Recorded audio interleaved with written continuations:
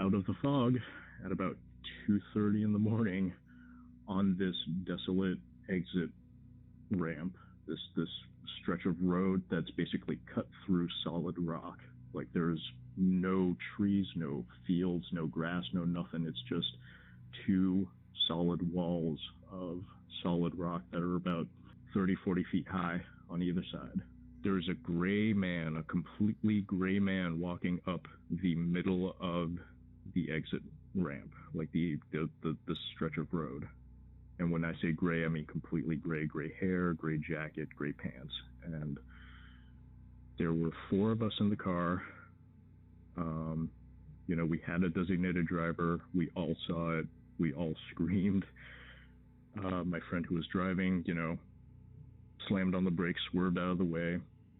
And I was in the back seat, looked behind us, and there was nothing but fog and the red of our taillights. There was no person there, nobody. It should be noted that this gray man, whatever it was walking in the same direction as us, so we only saw him from the back. And yeah, like, I think about the story every once in a while, and I can explain about 90% of it. It was early April, or late April, early May, so it would have still been a little bit on the cool side, like upper 40s, lower 50s, so that would account for the fog. Route 2 is an elevated highway, which would also account for the fog, and it would also explain why the fog lifted when we got off onto a surface road, or when we got onto 95, which actually passes underneath Route 2. And as far as the guy is concerned, I know that there was a old folks home, like a senior care assisted living home, pretty near there, like within like a 5-minute walk, or maybe like a 2-minute drive from that exit where we would get back onto the surface street off 95. Somebody could have broken out and just not been completely aware of their faculties, and just took a stroll on an exit ramp off the highway, dressed completely all in the same color clothes. But the only thing I can't explain is how the guy disappeared, or whatever it was disappeared, because there was no way for that guy to run off or to climb up those rock walls. Like, there was no way. These were sheer cliffs, like on either side when you're going up that exit ramp. So anyway, that's my story, and I'm sticking to it. Love the podcast. Keep on trucking, and I'll keep on listening. Thanks a lot. Thank you, Dan. This story actually hits home a little bit for me. My grandfather passed away a little less than a year ago, as I'm recording this. And in the months before he died, in the years before he died, he was suffering from dementia. And the months before he actually passed away, it was pretty bad. He was actually still able to live on his own for a short time, but in the middle of the night, he would get confused and walk into town. One day, he was found in the middle of the road, confused and disorientated. Luckily, my brother was the police in town, so he took him home, and we eventually had to send him to a nursing home for full 24-hour care. So Dan's theory that this simply may be somebody that's wandered away from an assisted living home is founded in reality. That is definitely something that could happen. But again, and like Dan said, it's pretty difficult to explain this away when he simply seemed to have disappeared. Now, I'd be interested to see if there's any other legends of that area. Perhaps one of the listeners out there grew up in this area, or knows of any particular legends or stories from that stretch of road. Until that time, I want to thank you, Dan, for taking the time to share that story. And just like that, we're almost out of time. But I'm going to sneak in one last call. The following comes to us from the state of Washington and is submitted by Daniel. Hello, my name is Daniel. I live in Federal Way, Washington, and I wanted to call and report an experience that I had last August, 2018. And from what I've been reading and hearing on other podcasts, it can be compared to what's been called the glimmering man, because that's exactly what I have experienced. I work in construction and landscaping, and what happened was one day we were working in Seattle, and we were just getting off of the Interstate 5, which, if you're not familiar with, Interstate 5 is the main vein between Canada all the way down to Mexico. And we were near Seattle, getting off of the exit in our vehicle. It wasn't the city proper. We were probably 5 miles. We were still in the Seattle itself, but was not into the downtown district. But we were still technically in Seattle. So what happened was, as we were getting off of the freeway, I was sitting in the passenger seat of a vehicle that also had my boss, who was driving the vehicle, and we had another gentleman sitting in the back seat. And I was just kind of leaning back. This was like I said, it was in August. It was a really hot day out. I would say it would probably be around between 12 to 3 o'clock in the afternoon. It was a nice warm day, nice and sunny. And as we were pulling off of the exit, I was just leaning back in the chair, had the window down, getting some fresh air. And that's when I saw this figure. It was like I've been hearing. It's been like exactly what it was, is like a pixelated figure of a person walking. It was exactly like if you've seen the old the Terminator shows, the movies. It was exactly like that, 100% like that. Not as the alien form, but when he turns invisible, when he has like this cloak on him, where you can see it's hard to explain except for saying it's exactly like what you see on the movie. I seen this form walking to its right, and as we were getting off the freeway, and I seen this pixelated figure of a human walking, I leaned up and I said, "Oh my God, did you look at that? Look at that!" I told my boss. I probably was watching it for about 5 seconds before my eyes really registered on what I was seeing. I sprung up out of my seat as we were getting off the freeway. I said, "Oh my God, look at that!" My boss was looking over. He's like, "Well, like what?" And as I looked at my boss to try to grab his attention to point him where I was looking, when I looked back, I had lost the figure. I can't say if it disappeared or if I just lost how it had moved, but it was a very short sighting. I would say less than 5 seconds, but those 5 seconds were the absolute strangest thing that I've ever experienced. I'm 40 years old. I've never experienced any paranormal phenomena, no ghosts, no aliens. I've never experienced anything, and I'm not even sure if this was a paranormal sighting, but whatever it was extremely strange. It was very odd to me. And this figure, it was normal shape and size of a human. Like I said, it was just walking. And behind the figure, probably I would say 20 yards, 30 yards, there was a group of homeless people, maybe 3, 4, 5 people at the very most. And they just were kind of going about what they were doing. Like I said, this was not exactly downtown. There was grass, there was brush, there were a couple little trees. They had no idea, from what I could determine, that there was this figure walking in front of them. And it's just the most, like I said, the experience was short, probably less than 5 seconds, but it's something I can never forget. I don't know if it's something from the military, it has something to do with extraterrestrial, or what exactly could it be. I didn't get no feeling from it that it was something good or something bad.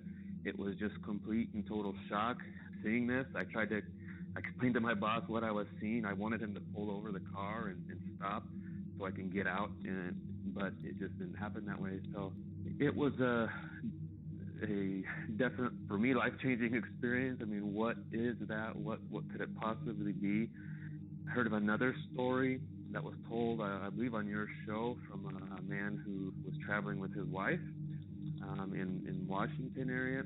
I heard that story, and that's amazing. It sounds like the exact same kind of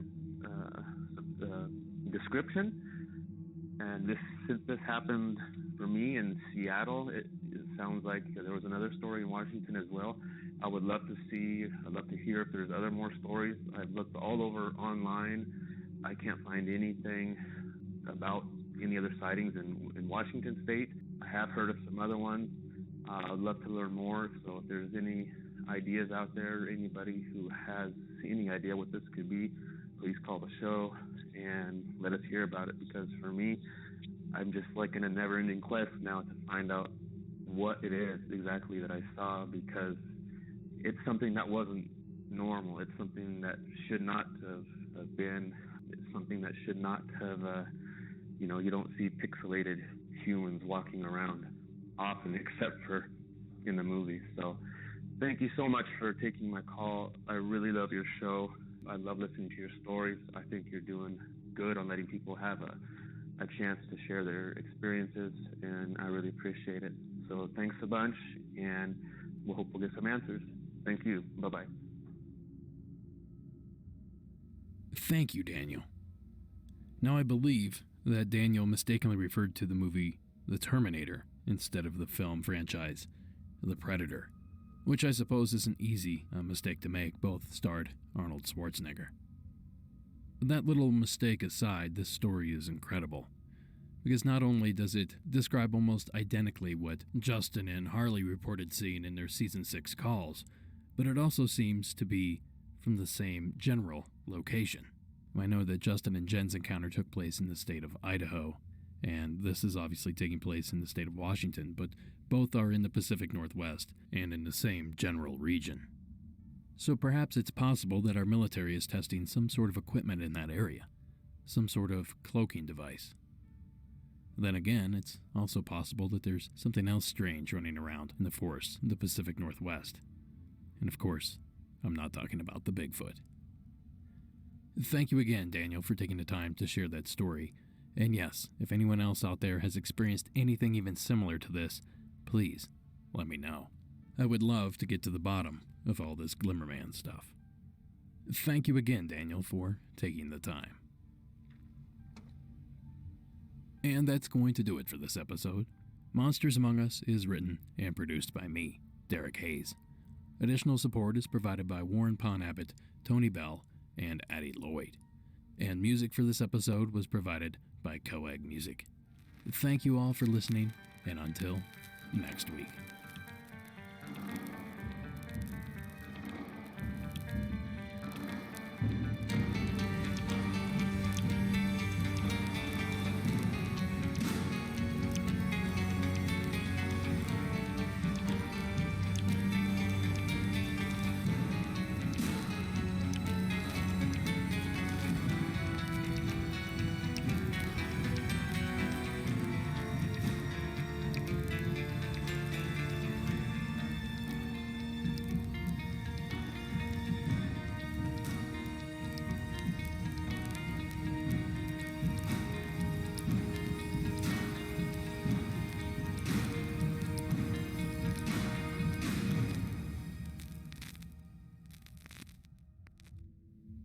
Look at you. You stuck around to the end of the show. Well, you're in luck because I have a great additional UFO story to share with you. And the following comes to us from an anonymous source. Hi, I'm a big fan of the show, and I've actually called in before, but I'd like to keep this one anonymous. One of these sightings I actually reported to MUFON anonymously, and I'll start with that one. A few years ago, 2015 I think, I took my dog out at night to do her business. Things were going as usual, and then she started growling, and her hackles were up. She was a decent-sized dog and almost ripped the leash right out of my hands. I looked around, and everything was normal. I looked up at the sky, and there was a little circular UFO going through the sky. It was absolutely silent as it went. But, as it went on its way, all the car alarms on the street started going off. My dog was barking her head off, and I was terrified. So I ran back inside. I was so panicked. I tried to keep her away from the windows. I never did hear an explanation for what I saw. I think it was a drone maybe, but I really don't know. The second sighting happened in 2017. I was walking home at night, and there was this weird sort of compass-looking thing in the sky. It was very bright and sort of unnerving. I thought maybe it was a radio tower, but there aren't any towers where this was located. It would move slightly away and then go back to its location as I watched. I was actually terrified the whole time, but I don't think it was malevolent. Both of those two stories took place in Missouri. But I have one more that took place in Georgia just last December. My daughter and I were looking out at the stars, and I watched as a triangle figure with 3 points of light, one red, two white, went slowly over us. I'm not completely convinced it wasn't military, though, as we were near Fort Stewart. They aren't the most exciting sightings ever, but thanks for letting me tell them, and thank you for what you do with the show. Well, thank you, caller.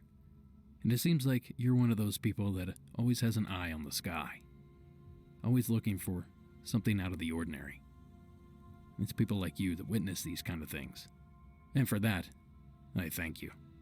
And for sharing your story, I thank you as well. And while I'm thanking people, thank you for sticking around to the end of the show. Have a good night.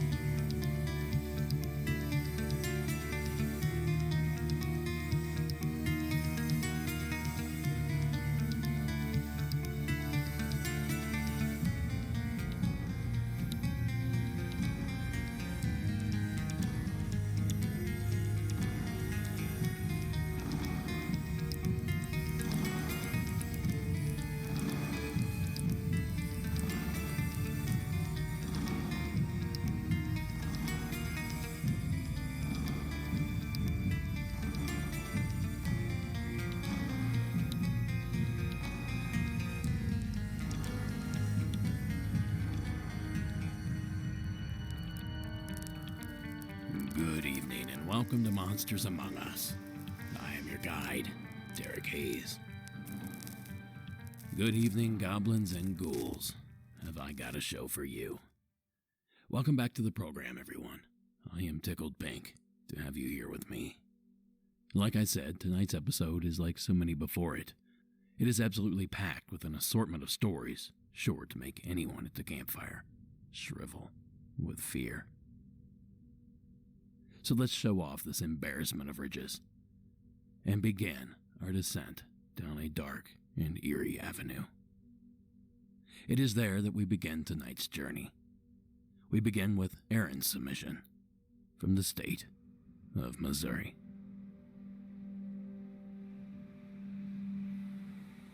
Hi, Derek. I'm a newer listener to the show, but I absolutely love where it's going and everything. My name is Aaron, and I live out in a small town out in Missouri.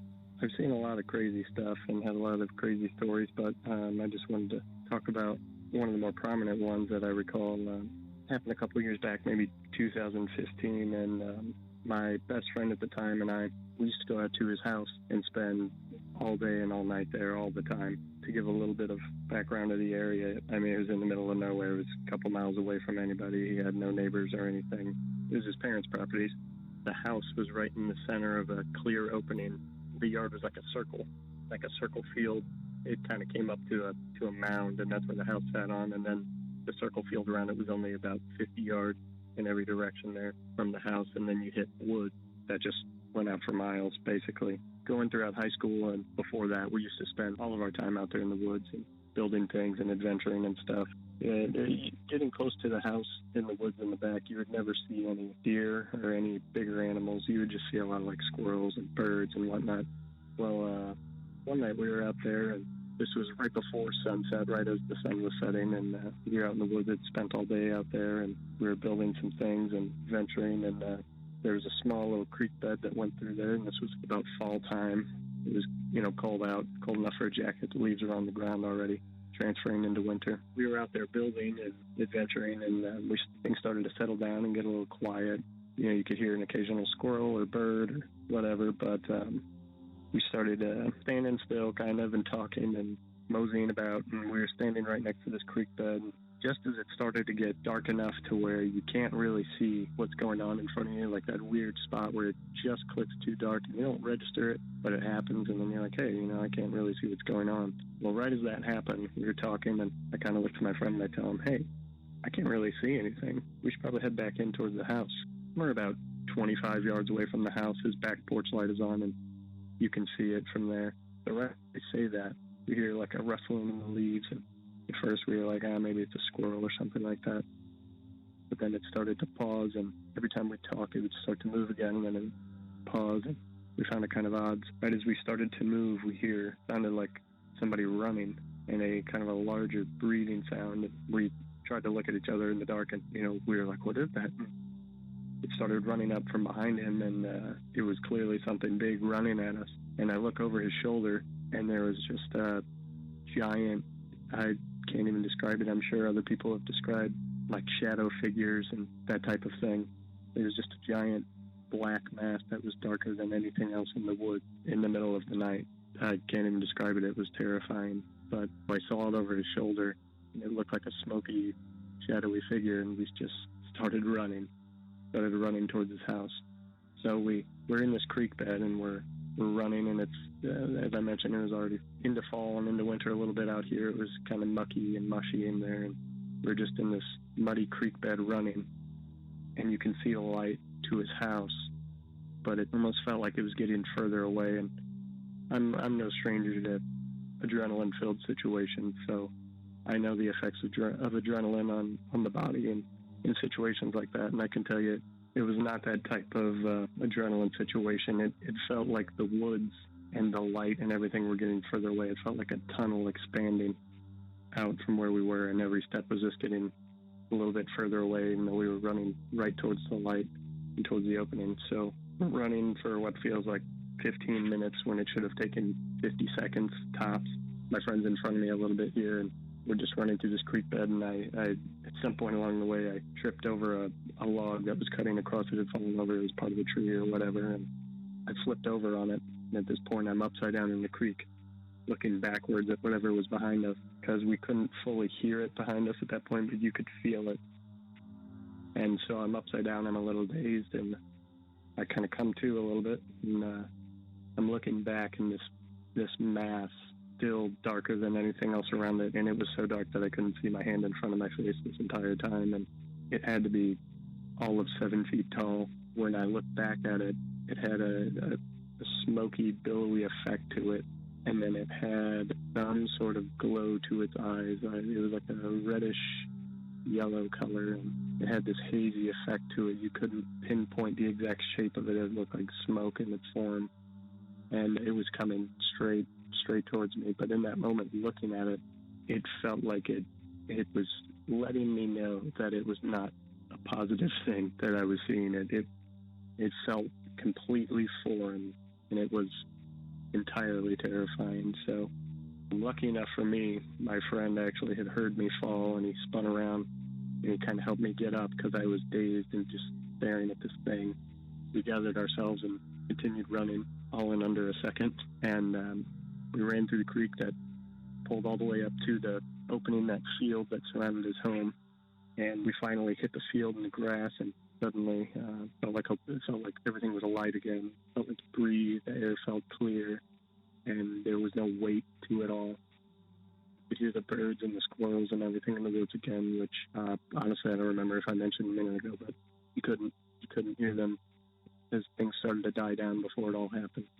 It was insane. So we get out of the woods and we go straight into his house, and the next day, after a terrible night of trying to sleep, we come back out into the woods where we were, and you can see in the creek bed we were looking for, clues that it may have been an animal or something like that. And in the creek bed, you could see where we were standing, and we were talking right next to it. And then where we got into the creek bed to start sort of jogging. You could see our footprints from him and me spacing out a little more as we started to run, and you could see the spot where I fell and all of that. But in that creek bed, there were no other prints of any kind, no animal prints, no anything. And I've been around hunting, outdoors, animals, all that type of stuff my whole life, and I know very well that was no deer, that was no dog, it was no random cow that got off of a farm a couple miles away. It was something very dark in nature, and I'm not sure what it was, but I firmly believe in supernatural things and odd things like that. That property in which it was on has had a lot of very scary and dark things happen on it, and myself and my friend and his family, we've all seen a lot of shadow figures and heard voices and whispers and things like that over the years there, many of which I'll maybe call back about. But yeah, it was a terrifying situation, and I'm just curious if maybe anybody else on your show has ever seen something like that, a figure in the woods, almost like a demon dog, I suppose. But so that's that story, and thank you for the show and for all the wonderful listening that I get to do from it. I appreciate all of that. Have a good one. Thank you, Aaron. Now, I have zero doubt that Aaron's experience was terrifying, if not life-changing. I have no doubt that what he saw was unlike anything he'd seen before. And I have little doubt that whatever this thing was, it was alive and breathing before him, despite the wispy look and the glowing eyes. So buckle up. We're about to go on a little adventure. Aaron's description of the creature suggests this thing could have been supernatural or a shadow being of some sort. I'm here to convince Aaron and you, fair listener, that this beast was indeed flesh and blood, and dare I say, reported before. As I began my research into this story, I came across the following news clip from KOLR, CBS News 10, out of Springfield. Two wild animal populations are on the rise in Missouri. Black bears and elk have both had an increased presence in the state, and as our Jesse Inman reports, the future for both animals could look very different here in the state. Wildlife in Missouri is thriving at a new level for black bears and elk in 2019. Both populations are up, and as far as elk go, Francis Skaliski with the Missouri Department of Conservation says the herd is moving as well. The elk herd is located in Carter, Reynolds, and Shannon County, which the bulk of it is located in Carter County. But as the population has grown a little bit, it's spread out. Those elk were introduced back in 2011, and Skaliski says the population sits at around 175 right now, and a lot of people have been seeing black bears as well. Black bears, the population currently is between 540 and 840, something like that, which the population is also growing, primarily located in the southern part of the state. Skaliski says those bears are mostly the result of Arkansas reintroducing them back in the 1950s and 60s. Now, when I stumbled upon this clip, I started to look at this situation a little differently. I put myself in Aaron's shoes. If I came face to face with a black bear, elk, or wild hog, although the clip doesn't mention it, the Show Me State has its own feral hog issues. If I came face to face with any one of those massive creatures, I would immediately jump to supernatural as well. And you know, if a light source managed to catch the eye of this animal just right, perhaps that refraction could even account for the glowing eyes. So here's what I'm asking. Is it possible that Aaron, a self-professed hunter and outdoorsman, was spooked by a very large and intimidating animal, causing his emotions and perhaps imagination to assign the supernatural to this nightmarish vision? Now you may be sitting there thinking, this is a bit far-fetched. Well, in that case, allow me to propose another living, breathing suspect. A beast with roots in the state of Missouri, the Missouri Monster. 70 miles north of St. Louis, the small town of Louisiana, Missouri, sits quietly along the banks of the Mississippi River. Any town of about 4,000 people in Missouri is pretty quiet. It's just a beautiful place to live. Like they say, there's no place like home. And there's no place quite like Louisiana, Missouri. Not since a monster showed up and terrorized the town. In the fall of 1972, residents of the small Missouri town of Louisiana reported seeing a huge, shaggy, unidentifiable beast. It came to be known as Momo. After months of terrifying encounters, the monster disappeared from view. No further trace of Momo has ever been found. Yet for those who encountered it, they're certain they saw a flesh and blood monster. We have miles upon miles of endless woods and deep, deep hollers. He could be just about anywhere in these thick woods we have around here. There are a lot of people in town who 100% believe that Momo exists. I've never doubted what I saw. Never will. That clip, of course, comes courtesy of Monsters and Mysteries in America. So how about that?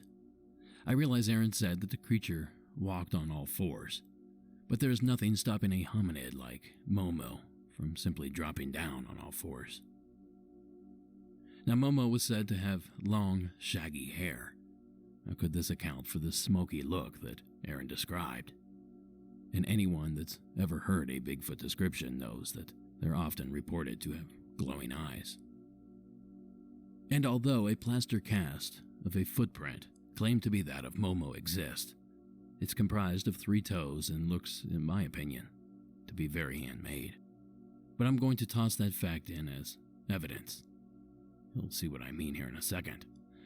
You see, Aaron mentioned that he returned the next day to find no footprints. Now, if these animals are as nimble and elusive as we are led to believe, I can imagine a world where a creature would conceal tracks or even come back later and scrub them out. So the lack of tracks in Aaron's experience doesn't necessarily negate Sasquatch activity. Now, if Momo sounds like your jam, the boys over at Small Town Monsters did a sort of documentary last year on the subject. I believe Amazon has it, and I highly suggest you check it out. I don't know what Aaron saw that evening, but I hope my evidence was sufficient enough to at least make you consider the idea that instead of a wispy, ghostly horror, the folks in Missouri might have a dog-eating monkey man on their hands. And I should point out that there are several flaps, like the Louisiana/Momo flap, that occurred in and around the same time. We'll have to save that for another episode. Thanks again, Aaron, for the thrilling yarn. Now, our next installment of the evening comes to us from outside the States. Please welcome Anna from Canada to the program. Hi there. I'm calling in with a story about Roswell, New Mexico. I'm from Canada. My name's Anna, but I spent a couple of years living in the U.S. with my ex-husband. We had been living in Hollywood at the time, but we just got relocated with our jobs to Dallas. So we had packed up all of our stuff, and we were doing the drive from California to Texas. So we started our drive. Obviously, there's different routes that you can take to get to Dallas, but we had kind of mapped it out and saw that we could go by New Mexico and go to Roswell. And we thought, okay, when's the next time that we're going to be here and get a chance to do this? So we set out on that direction, and the drive through New Mexico started out really beautifully. I remember kind of driving through the desert, and it was gorgeous. The sun was setting out over the desert, and it was really stunning, and it felt really serene. It felt really great. And then the sun started to go down, and I remember really distinctly that as the sun was dropping and as we were getting closer to Roswell, that I started to feel really strange. Like, I started to get this feeling of just total impending doom and dread, and I felt super uneasy, and I was telling my husband, how do you feel? I'm feeling really strange. I have a feeling something really bad's going to happen. And he was trying to, kind of calm my nerves, because he's like, we're only about 45 minutes outside of Roswell. We're going to be in town soon. You're probably just tired. The night started to get darker. I just remember feeling really strange. And then all of a sudden, I had really major vision problems. So it was like my eyes were like burning and itching and just feeling really irritated. I couldn't really see and I couldn't really keep them open. I was kind of panicked. I was like, oh, I'm feeling so bad. Like something is happening. My eyes are a mess. I can't see. And just as he was kind of trying to calm me down and respond, our car overheated and we had to pull over to the side of the road. So now our car is fully overheated. We turned the engine off. We're not even going to try to restart the car because I don't think you're supposed to do that when an engine overheats. But anyways, we're now pitch black. We're like about half an hour outside of Roswell and we're in the desert. And, you know, we're Canadians, we're in America. We're trying to traverse the situation. And I remember getting outside of the car and it's pitch black. Like you can't see anything at all. And you can hear this weird kind of like churning mechanical noise out in the distance. Like there was some sort of big, almost like an oil rig or something. And maybe it was, I don't know, but you couldn't see anything. Anyways, we wait around, 45 minutes for a tow truck. We're both really creeped out. I'm not feeling great. The truck picks us up. We get into Roswell. We find out that the piece we need to repair our car is from a shop that needs to come out of town. So basically, we're stuck in Roswell for a week. We get into our hotel, wake up the next morning. I'm still feeling a little off. And then my husband, this poor guy, is the sickest he's ever been in his entire life. And we've been together for years. I've never seen him so sick. Like, truly. He's puking. He's nauseated. He just feels awful. So he's sick for a couple of days. And on about our third day there, we go to the Roswell UFO Museum, which is obviously all about the crash in 1947. So we're in the museum and we're kind of walking around and we're reading everything. And we approach this little kind of description and it's explaining different encounters with aliens. So first encounter, second encounter, third encounter, and then fourth. Obviously, fourth encounter being like abduction. But as we're reading them, we're just kind of standing silently side by side. I'm reading it and the blood just drains from my body. And I look over at him and he goes white. And we're reading the description of what happens when you have an encounter of the first kind. And it was everything that we had experienced.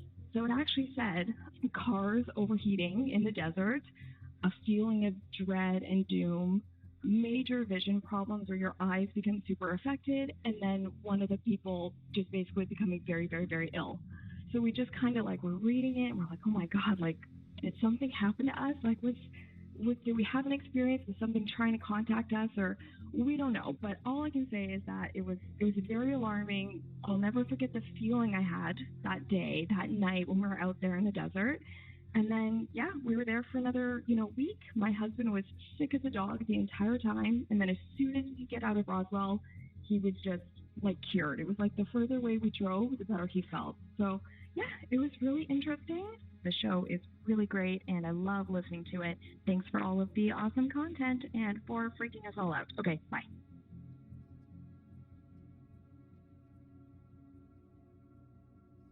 Thank you, Anna. I can't help but look at Anna's experience through the same lens in which I did Aaron's.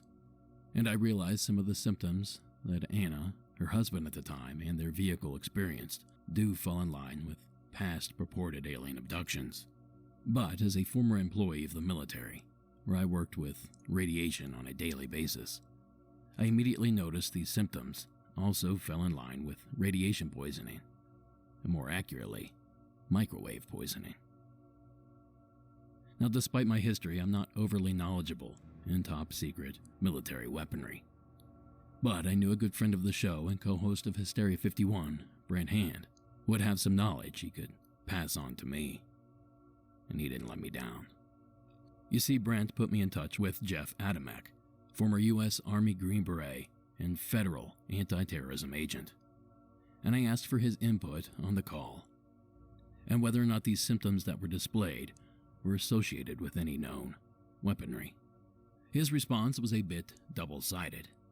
He took the logical approach at first in suggesting that, with the mystery surrounding Roswell, maybe the two fell victim of confirmation bias, which is basically where you search out and apply evidence that helps support your claim, ignoring any evidence that doesn't.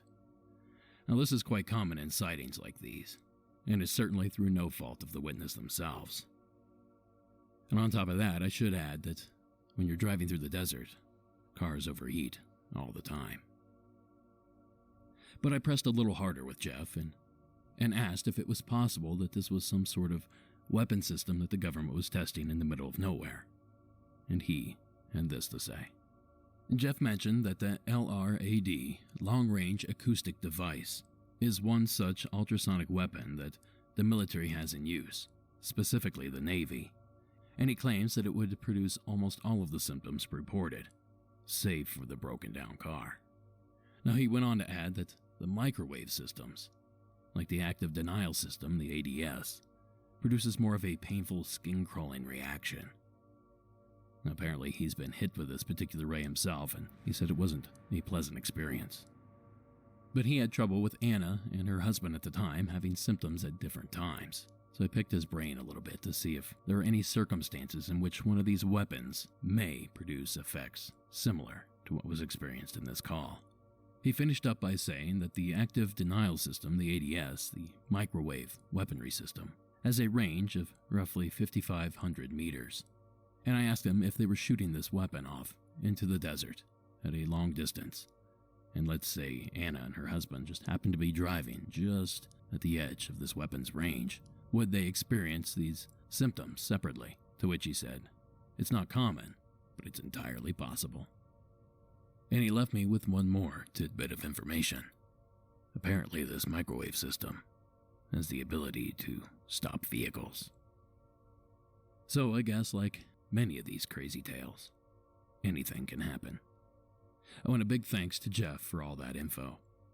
Jeff actually hosts a podcast called Changing Hearts and Minds, where history of warfare is discussed and researched. Check it out if it's something that rattles your chain. Now, before we press play on this next experience, I want to remind everyone that we still need submissions to keep this train a-rolling. I'm looking for any true paranormal experience. UFOs, monsters, ghosts. If it's Fortean, it's for us. So give that hotline a call at 1-888-608-NIGHT. That's 1-888-608-6444. And if you're one of those listening from overseas or out of the country, just record your entry on your cell phone and email me the file at monstersamonguspodcast@gmail.com. So keep all those stories coming. The show literally can't go on without them.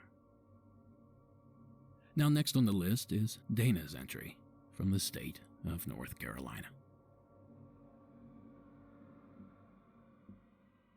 Hi, Derek. My name is Dana. I'm calling from North Carolina. I have a story that happened back in 1978. I grew up in northern New England and New Hampshire, a very small town near the Canadian border.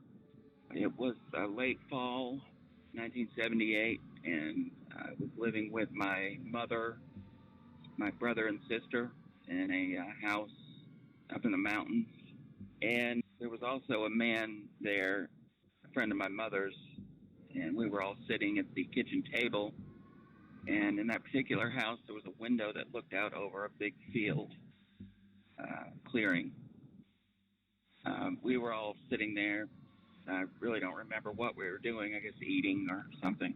But we were talking, and I was looking out the window, and I happened to see this bright white light, and it was just kind of hovering in the field. And I thought, oh, that's a helicopter or plane or something. So I didn't think much about it, and then it just kept staying there, and I was like, oh, I'm going to go out there and check it out. So I walked out there, and they all came out there after me. But that light, it stayed in the field for, I would say, a good 5 or 6 minutes. It wasn't making any sound at all. It was probably no further than, I would say, 500 feet away, up in the sky, probably about another 800 feet. And it was extremely bright, and it was lighting up the field, and it just sat there. And then about 5 or 6 minutes later, it just popped off, and it was gone. The light just went away, and I guess it just flew off. I mean, I really never knew what happened. And we all just kind of looked at each other and said, that must have been a UFO. It was a very clear night. The stars were out, and I've always been kind of a sky watcher as far as the constellations and celestial events, so it definitely wasn't a star, and I can't imagine it was an airplane or anything like that. It was just too quiet. Anyway, that's my story. I love your podcast. I found it about 2 months ago, and I listen to it all the time now, and I appreciate what you do, and I appreciate a forum to share these stories. Good job. Have a good day. Thank you, Dana.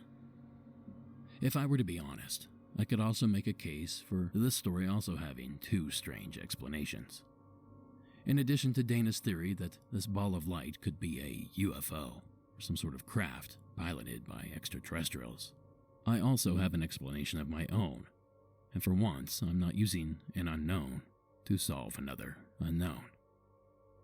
So could this have been our old friend, ball lightning? It seems to be a rare and mysterious phenomenon called ball lightning. Nobody knows what ball lightning is. I mean, understanding normal lightning is difficult enough, but ball lightning is something entirely different. Yet it has been seen by thousands of people all over the world, and their descriptions are strikingly consistent. Most people describe ball lightning as being about the same size and brightness as a 60-watt light bulb. So suppose you're sitting in your living room and there's a thunderstorm outside. You look out your window and you see this floating along outside your window. You then see it comes through the glass into your living room, approaches you, and then suddenly either exploding or quietly disappears. That's how people describe ball lightning. Now that clip comes courtesy of the Weather Channel, and I find that information fascinating. You know, if it walks like a duck, it talks like a duck, it might just be a duck. The behavior, the description, and overall mystery of it certainly align with the ball lightning phenomenon. And from what I understand, seeing that naturally occurring wonder is almost as unlikely as spotting a genuine alien spacecraft. So either way, I'd say Neil is pretty fortunate. So thank you again, Neil, for sharing. Now, just last week, I released the first episode of a sort of sleep aid theater that I'm producing over on Patreon. Maybe I should call it that. Regardless, I just released the first reading, The Telltale Heart, which is a 15-minute reading of the 1843 classic. And of course, you can also get up to 2 bonus episodes of Monsters Among Us Beyond per month. There's tons of content over there. So go do your part and keep the main episodes relatively ad-free. Now, the following entry was submitted by Tyler in the state of Georgia. Hey, my name's Tyler, and I'm from Savannah, Georgia. I figured that you might find my story a bit interesting. So I do pest control for work, and my job brings me to downtown Savannah pretty frequently. And throughout my time in downtown Savannah, a lot of the houses I do are vacation rentals. And a lot of these vacation rentals are known to be haunted, but typically when I do the inside of these houses, I never really have any interesting ghost occurrences happen to me. But I did have an occurrence once that I thought was pretty interesting, and it freaked me out for a little bit. Well, this one house is typically a little bit scary. There are weird paintings on the walls. There is one painting where the eyes are actually cut out of the painting, and it's kind of just sitting there, which is a little bit creepy. So I start to do this house, and it's a 3-story house. So I start from the 3rd story and work my way down. Well, I was walking up, and I got to the 3rd story, and I started to spray. While I was spraying, I kind of just felt like I was being watched, like there was someone there with me. And I felt a little bit uneasy, but I tend to feel a bit uneasy when I do these houses just because of how old they are. And I always think that they're haunted, even if I don't have any experience. Well, as I was spraying, I got finished with one of the rooms and I went into one of the bathrooms. And as I started to spray that bathroom, I just hear a very loud, "Hey!" And I don't know where it's from. There's no one in the house. It freaked me out, and I just rushed down the stairs, went out the house, and didn't finish the inside. I've had a few weird experiences after this in other houses, but that by far is the weirdest paranormal experience I've had. So, all right, thank you. Thanks, Tyler. This is not the first time we've heard a creepy story from an exterminator. I believe the last one was a rock-throwing Sasquatch experience from New England somewhere. I don't know about you, but I smell a new special episode of brewing. Now, I imagine Tyler has seen some places that others could only imagine. Animal infestation and disgusting human habits aside, I can only imagine some of the tight spaces he's squeezed into. Now you start tossing Ghost into that mix, and I could see how Tyler wouldn't know which way to run. So thank you, Tyler, for deciding to call and share that experience. Now this is the way I see it. There were two kinds of kids in the world growing up. The ones that enjoyed poking dead things with a stick, and those that did not. Well, Courtney has a story that may make you make that decision. Here's Courtney's call.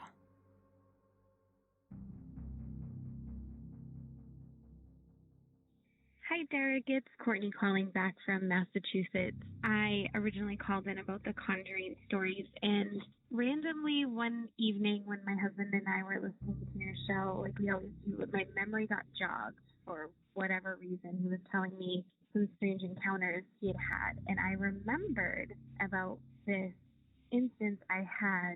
So I grew up in Worcester, which is the biggest metropolitan city in New England next to Boston. It's in central Massachusetts. It's in probably like the center of it. And my parents were divorced and my dad lived in a smaller town on the south side of the city. So when I would commute from his house back to my mom's when I was a senior in high school, I would have to drive through a couple small towns, and I would usually take, one of the ways I would take would be this Route 20 way, and I believe it extends all across the country. It's a long stretch of road. It's pretty dangerous. So really high speed, I wouldn't call it a highway, more of like an expressway between a lot of the central Mass towns, and a lot of people use it as a way to commute amongst the towns. I was heading back to my mom's in Worcester from Sutton, so I was coming up. There's this stretch of Route 20 that's particularly very dangerous at the intersection, but preceding that is a wooded area that it's where a town called Auburn and a town called Millbury abut each other. And there's a car dealership there, there's a Mack truck.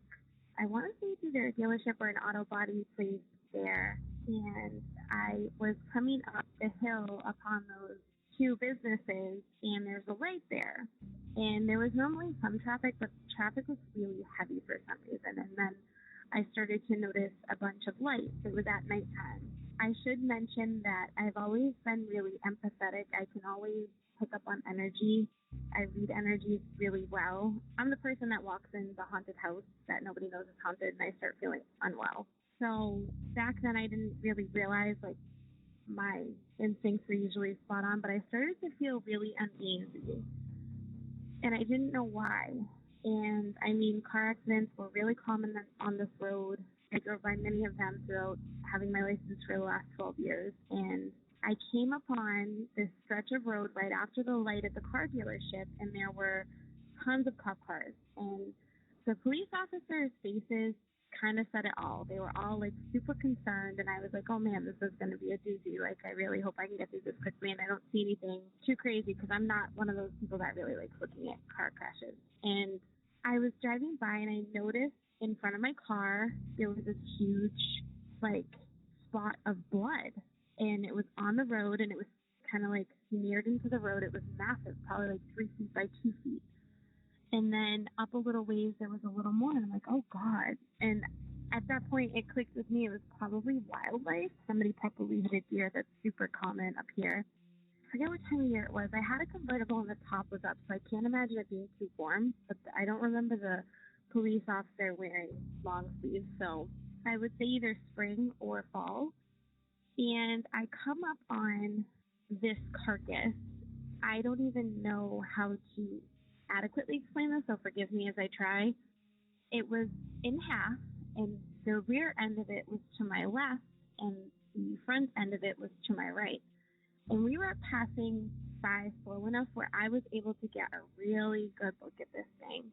They didn't have it covered or anything, and there was a ton of people over by the front end of it. And at first, it looked like a lion. I thought like it was a lion, and we don't have many zoos out this way, so I was like, that's kind of crazy, because especially where this place is, there's absolutely nowhere close that could have an instance where it would be a lion like you have down south with, all those lions that people see. So I passed by it and I realized that it's a dog or a wolf of some sort. Whatever this is, it's huge. And it's just completely disheveled in half. And the vehicle that hit it was completely worse for wear. The driver was, from what I understand, okay, because I kind of eyed the papers the next day and stuff to see if there would be anything about it, and there was nothing. So I assumed that the driver was okay, because usually they list that in the papers the next day. It had to be probably very similar to the stature of a lion, except it was a dog. It was similar coloring, and wolves are not common in this area at all. I have never seen one in my life. I think we're a little too warm where we are in Massachusetts for that. I really think people way further up north in New England see wolves occasionally. But this thing was so big, and it was, like I said, cut in half, and there was just so much carnage to it that the size that this thing had to be was intense. And like I said, there were tons of people there just gawking at it, talking about it. So this was the talk of the town. A lot of people, it went about in whispers. I heard a couple people talking about it at a local breakfast place the following weekend, and it got around, but I never heard anything of it, never looked into it. I think maybe it was just a really big wolf, but I'm telling you, this thing was abnormally large. I mean, I wouldn't say some of the really big ones that are the size of trucks that a lot of people talk about, but a very, very large tiger or lion at minimum, extra large tiger or lion at minimum. And it was just huge. And I was shocked to not see anything about it the next day, because I just feel like that's something they would want taxidermied or documented somehow, but I didn't see anything. So weird story nonetheless. I hope you can use this, and I am loving the show. Take care. Thank you, Courtney. This reminds me of the Montauk Monster and all the other partially decomposed land mammals that washed up, swelled beyond recognition. If you can't tell, I don't have much faith in those creatures being quote-unquote unexplained. To me, it appears they are dogs or raccoons or possums that simply lost the outside layer of their skin and fur as a result of being submerged in water for a number of days. But Courtney's experience is a little bit different. Her creature was very large. It wasn't washed up on the beach. And, unlike the Montauk Monster, Courtney's story has not seen the same kind of media attention. But that still leaves us with the same question. What is it? Perhaps there's someone else out there that saw this event. Maybe a first responder on the scene is listening and can shed a little light on this mystery. I would love to know what it is Courtney saw that evening. Thanks again, Courtney, for introducing us to this little mystery. Now, our next submission of the evening is a little bit different than the rest. But if you're anything like me, you're going to love this. Please welcome Michaela, all the way from the UK, to the program.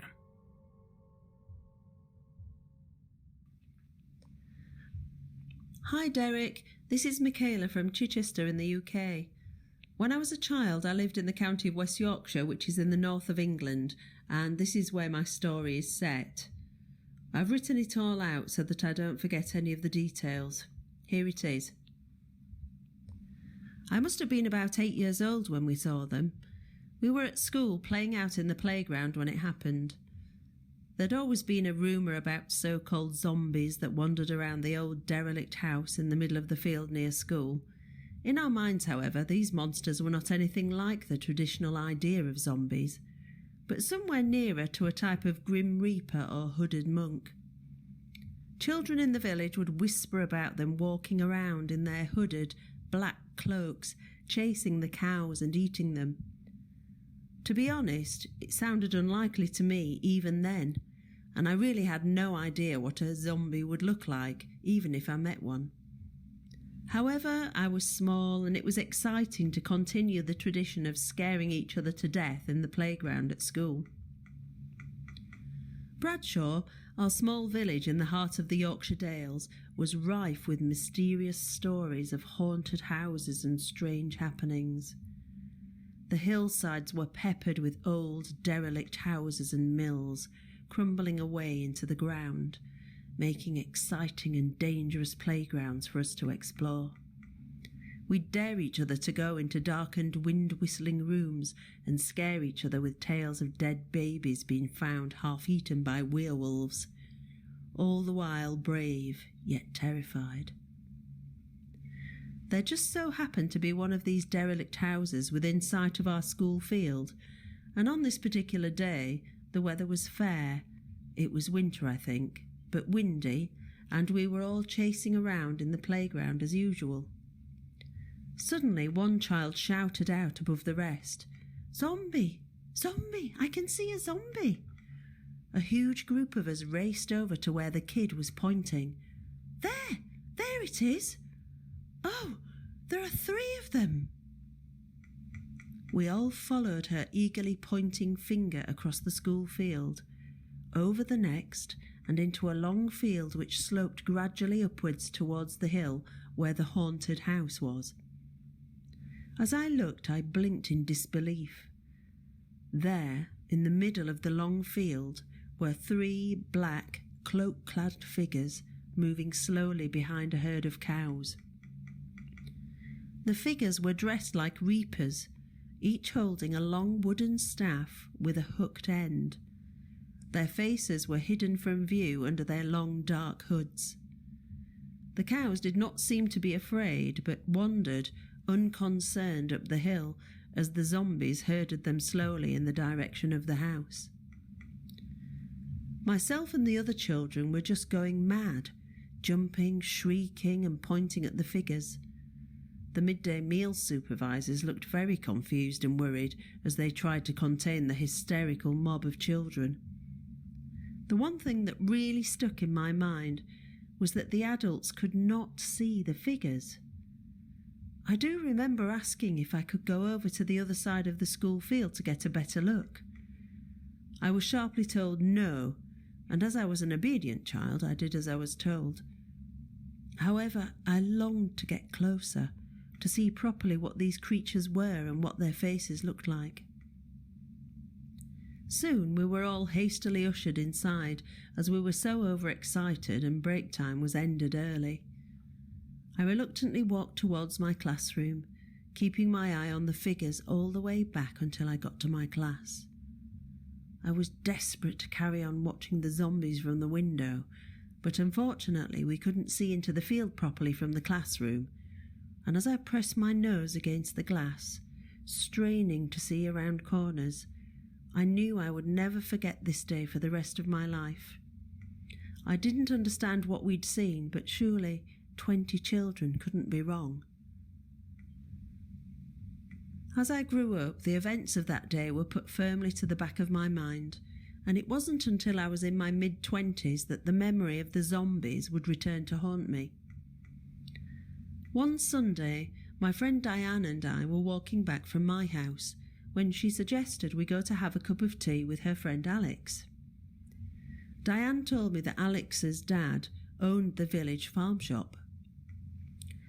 We trooped up the hill to the farm, and Diane led us through the farmyard to 2 small apartments built next to each other at the edge of the long field next to the school where I had attended. Alex's dad had built them for her and her brother so that they could have their own space when they were teenagers. Alex answered the door immediately and led us into the small apartment. While she made us a cup of tea, I rifled through her book collection and spotted the book Marabou Store Nightmares, which I'd always wanted to read. Alex kindly said that I could borrow her copy of the book. As we stood in her kitchen chatting, we gazed out onto the field, talking about nightmares, ghosts and such like. Alex told us that she believed in ghosts and how her dad had always encouraged her to trust her instincts not stifling her imagination as a child. Looking out of the window, I realised that Alex's flat was built right at the top end of the field which had played out such a disturbing scene in front of me all those years ago. Feeling slightly embarrassed, I told Alex about the so-called group hallucination my friends and I had had in the school playground, describing the figures with their black hooded cloaks and wooden staffs, herding the cows to their death. Without a flinch, Alec looked at me straight in the eye and said, "Oh yes, I see them all the time." Talk about a moment where your blood runs cold. I've never forgotten that moment. It's etched on my memory forever.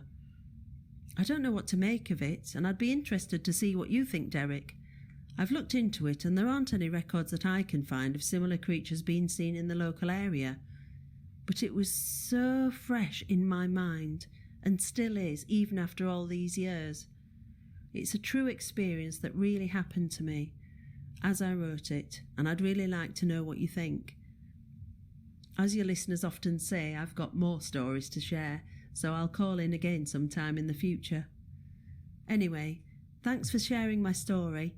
Keep up the good work. It's a great podcast. Thanks, Derek. Bye. Thank you, Michaela. I have to admit, I thoroughly enjoyed your narration throughout this story. I gotta say, well done. Now, as for the entities themselves, my first thought when listening to this was, are these cattle herders? Assuming that that's something that exists over there. Or were they possibly wearing robes to keep the sun out or the warmth in? Outside of that, I'm coming up short on any logical explanations. But I do want to point out that there were 3 of these entities. And they were also donning robes, garb that some witnesses claim the mirrored men wore. But I don't want to do any wild speculation. So thanks again, Michaela, for the charming yet teeth-chattering entry. I'm hoping a listener can shed a little light on what's going on here. And here we are, folks. It seems like we hit this point in almost every episode. Tonight's final entry. And I've dusted off a great call I've been holding on to for a while. So without further ado, the following submission comes to us from a man named Moose in the state of Wyoming. Hey, Derek. My name is James. Everybody calls me Moose. I was born and raised in Jackson, Wyoming. Back in 1990 or 91, I was about 10 or 11 years old. We had a dude ranch there, and my buddy that lived down the street from me got a horse for his birthday, and we thought that was pretty cool, and we took off on a horse ride. I think we were out for 2 or 3 days. Back then, we could disappear for a couple days and nobody would pay no mind. But we rode all the way up this canyon called Cass Creek Canyon. I remember we stopped at a little creek that had a culvert that was all torn up, and it's usually hard to get horses across it. But we were sitting there running back and forth, jumping it because our horses would jump it, and thought that was pretty fun. But we stopped and unsaddled to give the horses some rest. And I remember as I was leaning up against the tree, my horse started snorting and tending his ears forward, and like something was bothering him. And I all of a sudden started smelling this horrible smell. It was different than a decaying body smell. It was that plus something else that really can't describe. But I decided, thinking that it might be a dead elk, I went to go see if I could find the ivories, if that was in fact what it was. And I told my buddy that that's what I was doing. And I went up alone. He was sitting at the creek washing his hands and stuff. So I just went up. It was about maybe 50 yards away. I'd come up around at the foot of this cliff, and it was later in the day, about maybe a couple hours before dusk, before the sun went down the mountain, and I had thought I had located the smell, and I go walking up, and all of a sudden this big old dude comes walking around the cliff face, and the way the sun was shining, I could only see from his waist up. And he was a black man that had a very long beard and kind of long hair, kind of dreaded But what was weird is that he was bald on top, but his head kind of went to a point. I remember seeing that. I remember thinking, man, that looks like it hurts because it looked like it was kind of raw. Anyhow, I saw that he had what looked like a black bear skin coat on. Now, to put this in perspective, we have known several mountain men that have kind of quit society and decided to go up and live in the wilderness, and we'd even talked to a couple of them, and we traded some stuff so they'd get supplies and they'd head back into the mountains. And so I'm thinking that's what this was. Of course, living in a tiny little town, out in Wyoming, I didn't know any black people at that point. I never met one. And all I knew was from watching football, and in my uneducated mind, black people were bigger and stronger and, more athletic. So I just thought that's what he was. He was just huge. But as I noticed, as he would move, he looked at me. He knew I was there. He gave me this look like he was very annoyed that I was there. But he kind of didn't pay much mind to me, and he would look back up the hill like he was looking for something or maybe even waiting on something. So I kind of raised up my hand like to wave and said, howdy, He looked back at me and I think he rolled his eyes at me. And as he did that, he looked straight up the cliff, which was about, 40 feet. And he put his hand up on this natural ledge there and kind of looked back at me. And he didn't have a lot of hair in the middle of his back. It didn't look like a shirt at all. It was very form-fitting. And he just effortlessly just pulled himself up on the ledge with his other hand, and then he did it again and has kind of scaled this cliff with just using his arms. He, did it about 3 or 4 times, and he was up to the top and gone. And I remember thinking, man, that's a heck of a strong dude. And at that moment, I noticed my buddy had saw me, and I said, did you find it? And I said, no, look. And I thought he had seen it, but he later claimed that he didn't. But I didn't pay much mind to it. And we left, got our horses saddled, and took off. Well, a few years later, I remember I was 12. That's the first year I was taught to train horses. And me and my cousin had these 2 colts that we were training in the spring. And then in the fall, we went on a pack trip, and we went up that canyon. And that culvert that we got to, colts wouldn't even go near it. And the rest of them went on, and my dad said just to get them across somehow and catch up with us. So after fighting with the horses several minutes, probably about 20 minutes or so, we were all tired. Horses were sweating, we were sweating, and my cousin and me were kind of resting, we're talking, and I happened to notice I was sitting right at the base of that cliff. And all of a sudden it all came back to me, and I realized I was parallel with my eyes looking right at that ledge that he had grabbed onto. And I was like, boy, that was several feet high. And I looked up and I said, you know what? And I told my cousin what had happened years before and how I scaled up the cliff like nothing. And he's like, there's no way. That guy would have had to have been 8 feet tall to grab a hold of that first part of the ledge. And I argued with him and told him what I had seen, and he just didn't believe it. And we ended up getting back on a horse and we took off. I never thought much of it.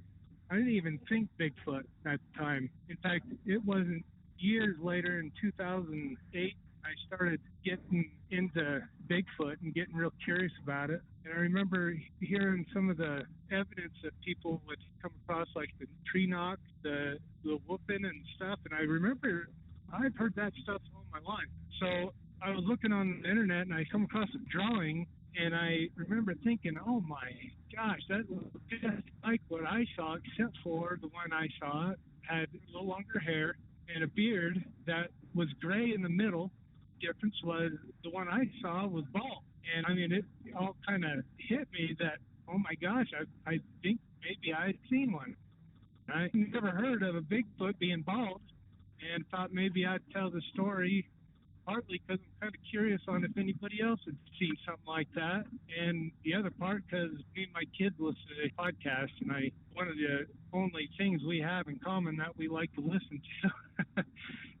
So they told me I should call in and tell this story.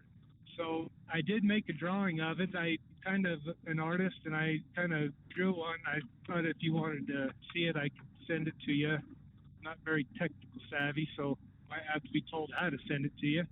But that's my story. And like I said, my kids and I enjoy your podcast, and we listen to it all the time and appreciate the open mind that you have, but yet you're still skeptic and logical. And I think you have a real good balance. Keep up the good work, man. Thank you, Moose. I spent a little time living in Wyoming when I was a teenager, and it doesn't take long living in that state to realize how vast and sparsely populated it actually is. There's plenty of space to hide a monster. But Wyoming is not a state that comes to mind when discussing the big guy. So much so, in fact, that I had to dig pretty hard for other references. Addie Lloyd lives in Wyoming, so I reached out to her for all the details, only to discover that there's not much in those cupboards. We found a sighting here or there, but nothing to hang our hats on. But for the most part, a state known for its seclusion has successfully secluded its big feet. Then it dawned on me. This is likely a case of statistics. The creature may be there, but with a population of only around 580,000, less than that of Washington, D.C., and a landmass roughly the size of the state of Oregon. It's no wonder that the sighting count is as low as it is. Now, assuming these things are real, you have to have people to have a sighting. Now, I'll keep digging into the cowboy state. There's got to be some information in there somewhere. But until then, thanks again, Moose. This seems like an incredible experience. And that's going to do it for this episode. Monsters Among Us is written and produced by me, Derek Hayes. Additional support is provided by Sarah Carter Hayes and Addie Lloyd. All audio used in this production is done so under the protection of fair use. And that bone-chilling soundtrack you hear in the background, let's co.ag music. Thank you all for listening, and until next week.